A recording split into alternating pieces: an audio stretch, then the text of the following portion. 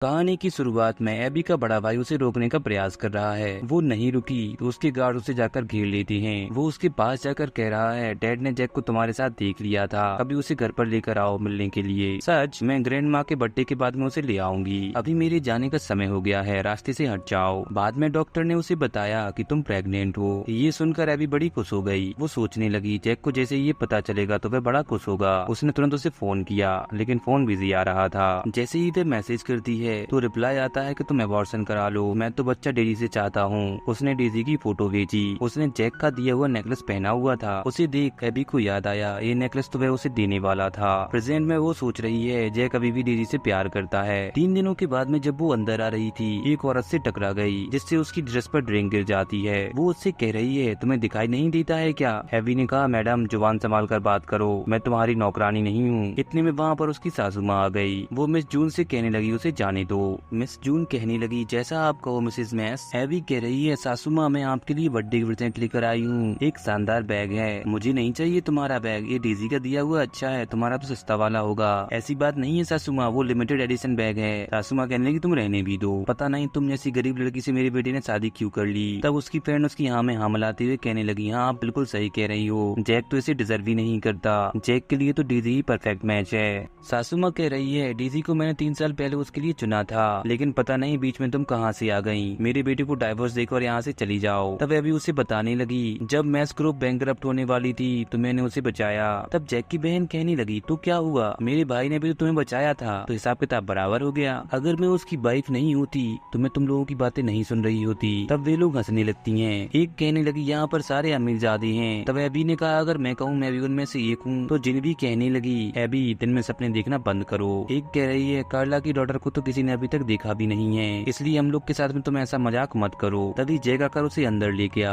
पूछने पर बताता है कि मैं एक बड़े फैशन शो की तैयारी कर रहा था। एवी ने कहा, तुम तो वहाँ जाओगे ही नहीं, क्योंकि डेजी प्रेग्नेंट है और वो तुम्हारे बच्चे को जन्म देने जो वाली है, ये मैं अच्छे से जानती हूँ। जैक ने कहा, तुम्हें इससे क्या करना है? एवी कहने लगी, तुमने मेरे साथ ऐसा क्यों किया? मैं तो तुम्हारी पत्नी थी, अब तुम मुझे इस तरीके से घूरना बंद करो। मैं पिछले 3 सालों से तुम्हें प्यार करती रही और तुम्हारे फैमिली मेंबर्स के ताने भी सुनती रही। केवल तुम्हारी खातिर मैंने उन्हें माफ किया और तुमने मेरे को ये सलाह दिया, अब बहुत हुआ, तुम मुझे डाइवोर्स दे दो। बाद में उसके पास डेजी आकर कह रही है, तुमने जैक को अब तक संभाला, इसके लिए बड़ा धन्यवाद, पर एक बात कहना चाहूंगी, वो तो तुम्हें कभी प्यार ही नहीं करता था, वो तो अब बड़ा बकवास हो गया है, इसलिए मैं तुम्हारे लिए उसे छोड़ रही हूँ। इसलिए यहाँ पर टाइम बर्बाद मत करो, जाकर उससे कहो कि मुझसे शादी कर ले।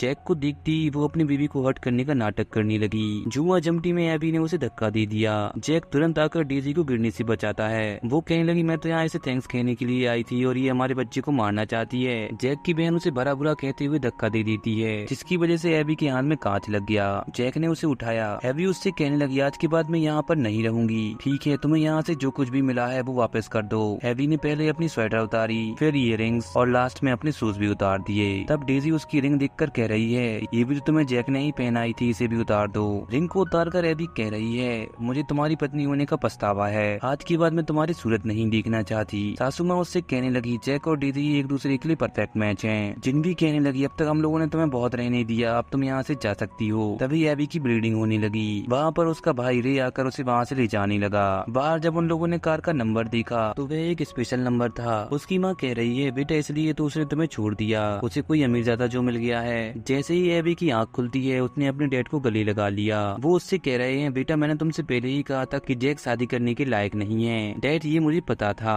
अब उसका बच्चा नहीं रहा। वो पेट पर हाथ फेरते हुए कह रही है, वे भी ये मेरी गलती के कारण हुआ। उसके डैड कहने लगे, बेटी तुम्हारे बर्थडे पर हम लोगों ने एक ग्रैंड पार्टी ऑर्गेनाइज की है और तुम्हारे लिए एक फायरवर्क शो भी रखा है, फिर उसके लिए वर्ल्ड की सबसे महंगी ज्वेलरी बुलाई जाती है। उसका भाई रे कह रहा है, बहन तुम्हें जो भी चाहिए तुम ले लो। वो कहने लगी, इतना खर्च करने की कोई जरूरत नहीं है। फिर उसे अच्छी अच्छी ड्रेस दिखाई जाती है, जिसे देखकर वह थोड़ी कंफ्यूज थी। फिर बहुत सारे लोग उसे बर्थडे पार्टी के लिए तैयार कर रहे हैं। तैयार होकर एबी कहती है, एबी कार्ला इज बैक। उसके बर्थडे पार्टी में जैक की फैमिली भी इनवाइटेड थी। उन लोगों को अभी तक ये पता नहीं है कि एबी कार्लास की डॉटर है। उसकी माँ अपने बेटे से कह रही है, कार्ला परिवार बहुत अमीर है, इसलिए बेटा तुम्हें उसकी बेटी पर चांस मारना होगा। जिनवी कहने लगी, माँ शांत हो जाओ, डेजी बाजू में ही है। तब उसकी माँ बातें बनाने लगी, सोच रही है ब्रैड फैमिली से कार्ला फैमिली कई ज्यादा अमीर है। डेजी जैक से कहने लगी, हमारी कंपनी कार्ला ग्रुप के साथ मिलकर काम कर रही है, मैं तुम्हारी बिजनेस डील कराने में मदद कर सकती हूँ। एबी अपने भाइयों के साथ में फायरवर्क देखने के लिए पहुंची है। उसका भाई काउंटिंग करता है और फायरवर्क चलने लगे, जिसे देखकर वे लोग बड़े खुश हैं। वहाँ पर इतने गेस्ट आए हुए थे, वे भी फायरवर्क्स का आनंद ले रही थी। एक औरत बताती है फायरवर्क्स पर मिलियन खर्च किए गए हैं। जैक सोच रहा है आज एवी का भी तो बर्थडे है। डेजी कह रही है अरे ये तो एवी है। जिन भी उससे कहने लगी ऐसा हो ही नहीं सकता, अरे अच्छे से देखो वह उसी आदमी के साथ में है जो उस दिन उसे लेने के लिए आया था। जैक उसके पास जाकर कह रहा है तुम यहाँ क्या कर रही हो। रेक कहने लगा तुम्हें तो उससे डाइवोर्स चाहिए थे ना, तो अब उसे डिस्टर्ब क्यों कर रही हो, अभी तक हमारा ऑफिशियली डाइवोर्स हुआ नहीं है। एवी कहने लगी तुमने डेजी को प्रेग्नेंट कर मुझे धोखा दिया है, तो इस तरीके से तुम मुझे क्रिटिसाइज नहीं कर सकती हो। रे उन लोगों से कह रहा है तुम चारों को अंदर किसने आने दिया। जिन भी तुरंत बोल पड़ी तुम आखिर हो कौन। अच्छा एवी के सुपर डैडी हो, तुम ही इसे इस पार्टी में लेकर आए होगे। तब एवी बोल पड़ी मैं कार्लास की डॉटर हूँ और ये मेरी बर्थडे पार्टी है। जिन भी कहने लगी तुम कार्लास की डॉटर, क्या मजाक कर रही हो। रे सभी से कहता है शांत हो जाओ। डेजी उससे कहने लगी एबी तुमने बिल्कुल सही आदमियों को चुना है, मैंने तो इन्हें कभी देखा भी नहीं। तब रे उससे कहने लगा तुम्हारा ALG ग्रुप ब्रैड से है ना, आज के बाद से हमारा कॉर्पोरेशन उसके साथ में काम नहीं करेगा। डेजी हंसते हुए कह रही है क्या तुम मिस्टर रे हो HG ग्रुप कंपनी से, हाउ फनी। तभी वहाँ पर हाउसकीपर आकर कहने लगी मिस्टर रे सब कुछ तैयार है। रे के गार्ड्स ने जैक की फैमिली को अंदर जाने नहीं दिया। तब वे लोग वहाँ से चले जाते हैं। बाद में जिन भी अपने भाई से कह रही है तुम डेजी से कब शादी कर रही हो, अब उसका बेबी और इंतजार नहीं कर सकता। जैक ने कहा अभी नहीं, और एक बात तुम लोग अब एवी को दोबारा परेशान मत करना।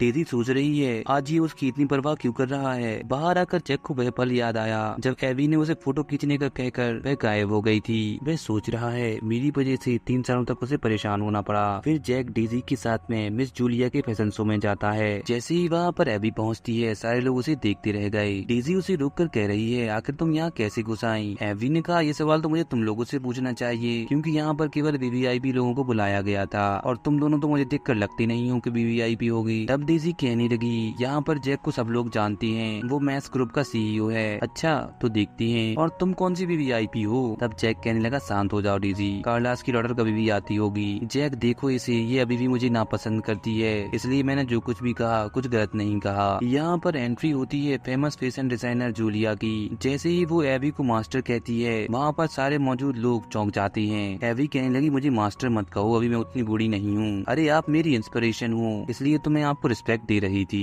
ये कौन है। मैं ब्रैड्स की डॉटर डेजी हूँ, मैंने तो तुम्हें इनवाइट ही नहीं किया, तो यहाँ क्या कर रही हो। ये मेरा प्राइवेट इवेंट शो है, यहाँ पर कोई भी आउटसाइडर अलाउ नहीं है, इसलिए आप यहाँ से जा सकती हैं। जैक ने उसे सॉरी कहा, हम लोग तो यहाँ पर केवल कार्लास की डॉटर से मिलने के लिए आए थे। ठीक है तो तुम रुक सकती हो, पर इसे जाना होगा। क्यों। मैं इसकी फियांसी हूँ और प्रेग्नेंट भी। मिस डेजी जैक की फैशन स्टाइल तो ठीक है, पर तुम्हारी फैशन स्टाइल यहाँ पर सूट नहीं हो रही है, इसलिए तुम यहाँ से चली जाओ। तब जैक ने उसकी ओर से माफी मांगी। जूलिया कहने लगी माफी एक्सेप्ट नहीं करूंगी, क्योंकि तुम लोगों ने मेरी मास्टर की इंसल्ट की है। एबी कहने लगी अब रहने भी दो जूलिया, सारे जन हमारा वेट कर रहे हैं। बाद में डेजी एबी के पास जाकर कह रही है डाइवोर्स देने के बाद में तुम बार बार जैक के सामने क्यों आ जाती हो, अपनी एनर्जी को बचा के रखो। जैक को मेरा बच्चा चाहिए ना कि तुम्हारा। तब एबी ने बैक टू बैक डेजी को 2 चिपका दिए। कहने लगी अपनी औकात मत भूलो। डेजी कहने लगी मुझे पता है तुम्हारा शुगर डैडी रे है और उसकी वजह से ही तुम इतनी उचक रही हो, इसलिए तुमने इतने एक्सपेंसिव ब्रेसलेट भी पहन रखे हैं। तो क्या हुआ, जैक भी तो बड़ा रिच आदमी है, वो तुम्हें खरीद कर क्यों नहीं देता। वो ब्रेसलेट छीनने के लिए गई तो नीचे गिर जाती है। जैक ने आकर उसे उठाया।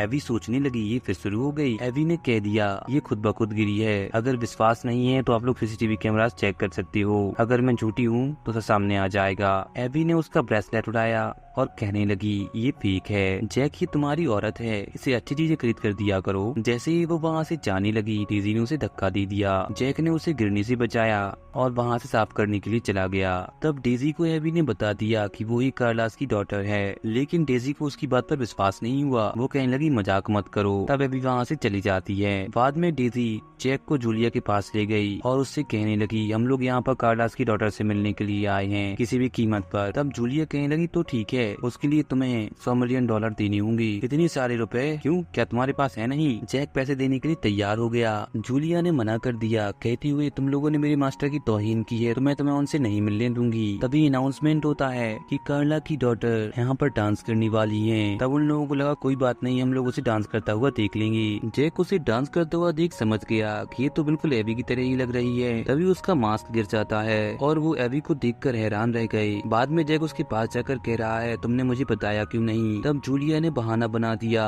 कि कार्लास की डॉटर बीमार पड़ गई थी, इसलिए एबी को डांस करना पड़ा। वो उसे कोट पहनाने लगा तो एबी ने दूर दूर फेंक दिया। कहने लगी अब मैं तुम्हारी वाइफ नहीं हूँ, मैं जो चाहूँ कर सकती हूँ। जैक ने कहा ऐसे डांस नहीं करना चाहिए तुम्हें। तब एबी कहने लगी अब क्या हुआ, तुम्हें बड़ा प्यार आ रहा है मुझ पर।